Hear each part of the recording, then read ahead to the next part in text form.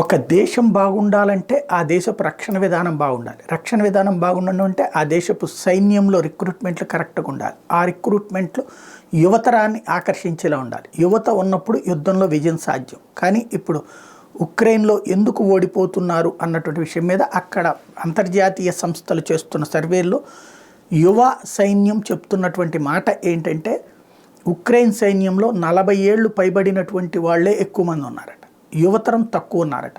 ఎందుకంటే కొత్తగా వస్తున్నటువంటి యువత యుద్ధాలు చేయడానికి సిద్ధపడట్లేదు, ప్రాణాలు కోల్పోవడానికి సిద్ధపడట్లేదు, లగ్జూరియస్ ఎంజాయ్మెంట్ కోరుకుంటున్నారు.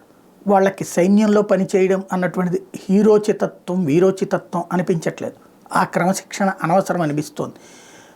డిస్కోలు పబ్బులు ఎంజాయ్మెంట్లు వదులుకోవడం ఇష్టం లేదు. అయితే ఆ దేశపు నిబంధనల ప్రకారం ప్రతి ఒక్కళ్ళు 18 సంవత్సరాలు దాటిన తర్వాత 25 ఏళ్ల లోపు ఒక 2 ఏళ్ళు సైన్యంలో పనిచేయాలి. కాబట్టి తప్పనిసరి పరిస్థితుల్లో సైన్యంలో పనిచేస్తున్నారు. వాళ్ళని ఇప్పుడు యుద్ధంలోకి రమ్మనమంటే రావట్లేదు. వాళ్ళల్లో చాలామంది దేశం విడిచిపోయారు.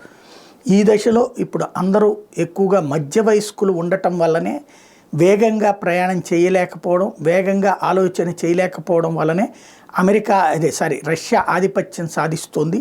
యువరక్తం కావాలి ఉక్రెయిన్కి అన్నటువంటి విషయాన్ని స్పష్టంగా చెప్పుకొచ్చారు.